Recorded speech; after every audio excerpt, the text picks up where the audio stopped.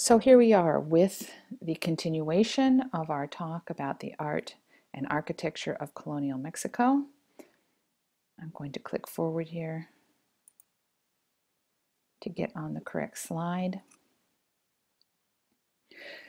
Remember, we discussed the different type of mendicant orders that came to the New World, the different type of priests. Each one had a specific focus area for their service. Each one had a specific kind of attire that they wore.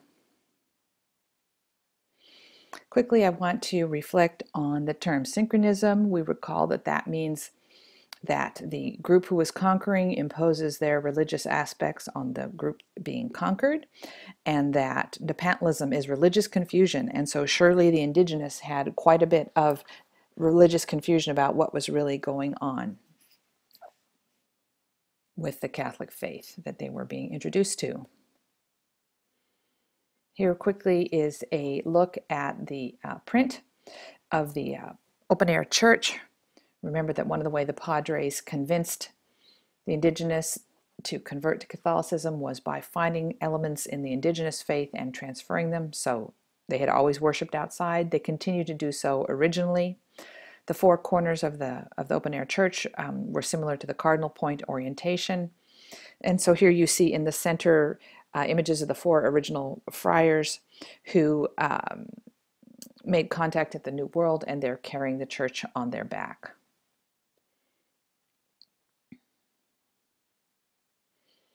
All right, so the indigenous artists were put to work on European influenced design, and this is known as tequitqui.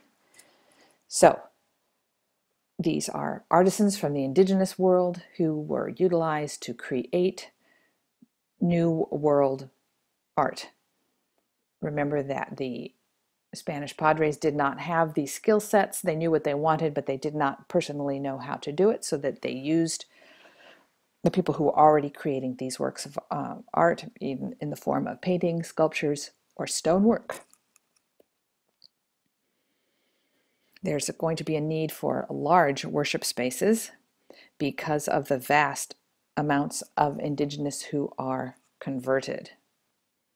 So the outdoors works well at first. Here is an example of one of these open-air chapels that I'm talking about here. So this is going to be a very unique contribution in architectural history. These structures parallel outdoor gathering spaces such as the temple precinct at Tenochtitlan, and is going to assist in the conversion of the indigenous. As we had mentioned before, this is what they're used to. So a European Catholic church is a large indoor room for worship. The indigenous, remember, there was a temple on top of a pyramid, sort of a grand sculpture with worship outside. And so in the indigenous world, large interior spaces were unknown. Former temple sites become new church sites. Existing temple sites were taken apart. The stones were used for building materials and reused for church constructions. New sites were intentionally built on old temple sites as it served as an inherent civic function. This is where everyone was used to gathering. So we're going to look for new deities in a tequitqui style right next to the old and familiar forms. And so all these things are going to help tie together the old faith in a new way. Christian high holy days coincided with native feast days. Christian saints filled the roles similar to indigenous pantheon of the Aztec and the Maya.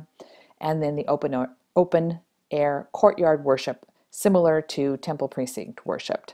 This is going to serve as the first natural link between the indigenous faith practice and the new faith practice.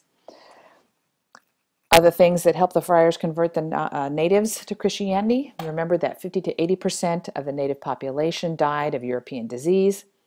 Certainly there was some loss of corporate memory of the old faith.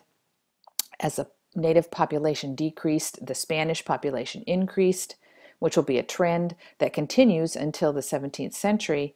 But also remember now that there's going to be lots of intermarriage and people of mixed backgrounds that are joining together. Most indigenous probably only had a very basic understanding of Christianity. So here is an example of an open-air chapel at Ixmiquilpan in Hidalgo. So you see images in the stone relief here. On the right is a crest, which is very much a European construct. You see that European lion holding the crest by a ribbon. But then if you look at the images that are on the little shield, you see a jaguar on the left and an eagle on the right, and they both have headdresses on. So there is a continuation of the old and the new right from the very beginning.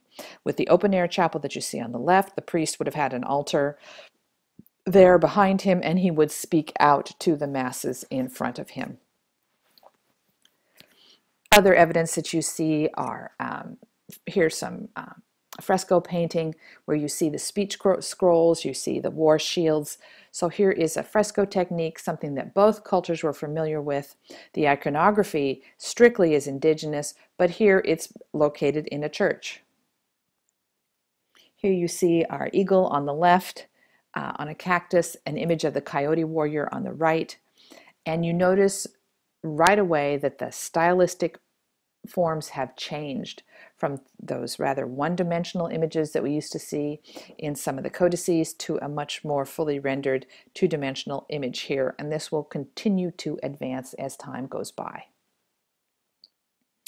Here's a fellow with his flipped up Aztec hat. He's wearing a jaguar warrior suit, as you see when you look at the image on the right. You see that he has removed his captive's head with his obsidian axe.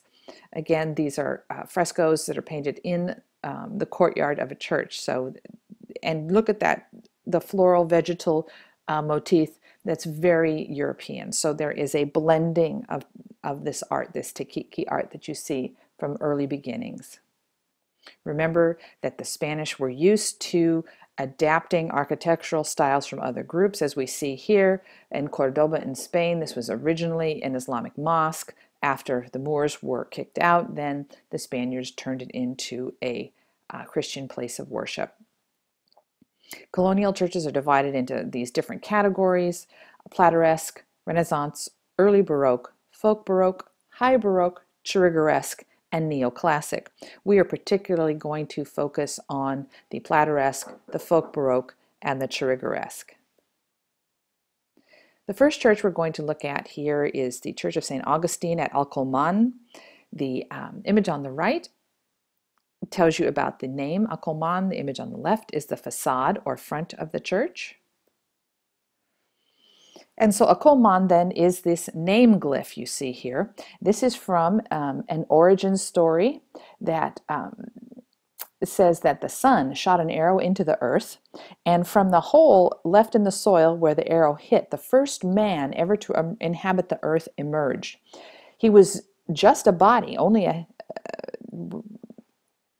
he had no body, only a head and shoulders and arms, and therefore he was called Aculmal, which means shoulder with hand or arm. And from this story, this place became known as the place of Oculmantl or Acolman. So you see just the arm glyph with the radiating rays of the sun. You see the wavy lines leading to shells, which is a recollection of the water symbols that we see at Teotihuacan. But it's all set in this European crest-like shield with that little crown arch that comes off over the top here. So this is the name glyph that lets us know where we're at. Here again are two images of the main facade at Acolman. Understand that the main sanctuary was not built until far after the site was set up. Remember, this is a frontier environment in 1539, right? So this is a very primitive area, and the church building comes later. By the time it's complete in the 1700s, the inside is very elaborate. So this is not something that was done all at once. This is something that was completed over a number of years. Here is the plan view. So the bird's eye view. We're looking down like we're flying over it. You see on the far left is the main sanctuary.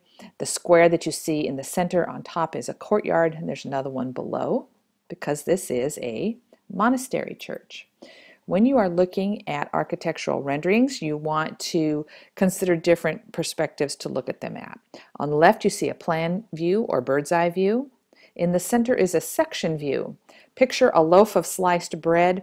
That's your cathedral, and you're taking out one slice from the middle. You're looking at that here, so that you are like standing on the ground looking at a slice of what the section of the church would have looked like. On the right then is an elevation. So it's like you're standing in the aisle looking up from the floor to the ceiling. So here is the site of the first outdoor chapel at Okolman. You see the arrow, purple arrow, points down to that arched structure. And so on the far right then is the cloister or monastery where the priests and monks lived. And then the priest would speak from that elevated arched area. There would be an altar behind him. You see there's fresco painting on the wall. And then the indigenous faithful would stand outside on the ground and face forward. Again, I reinforce that the structure on the left was added later. So here then is the formal title, the Church of St. Augustine at Okolman, a stone church complex, includes a sanctuary and living space for the priests. The archways on the right indicate on the other side of those arches then enclosed is a interior patio space. So this is the convento where they all live together, two-story structure with kind of a rough stone facing. And there's another shot to give you an idea of the scale. And this type of church then is what we call plateresque. It's from a term that refers to silver, highly ornate, but it's going to become much more ornate. Its roots are in 16th century Spain, going back to a combination of Gothic images and Renaissance sources. So they combined very nicely with what the indigenous were already creating. Most of the ornamentation then is found on the doorways, which we call portals.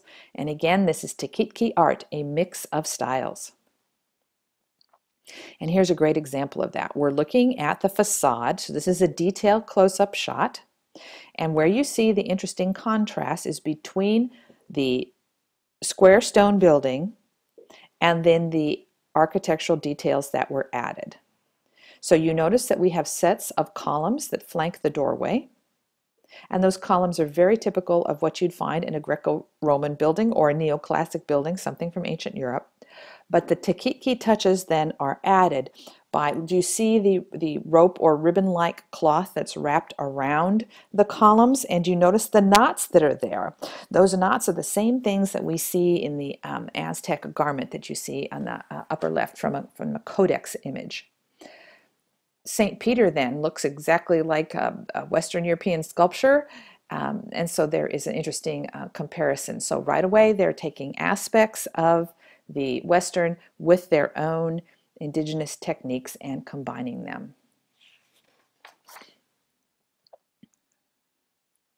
You see St. Peter and St. Paul that are the flanking figures here. He is using what's called a weight shift or contrapposto. He's not standing like a stick figure. He has one knee bent. You can see it pushing forward on his robe. When you stand that way, it forces one hip to go up, one hip to go down, one shoulder to go up, one shoulder to go down. We call that contrapposto weight shift, and that's a sophisticated technique that you see in Renaissance Europe, and something that the Tikitki artists had no problem duplicating, nor did they have any problem duplicating drapery treatment, which is what you see that refers to the fabric and the way it flows and moves and looks like it's a real moving piece of cloth.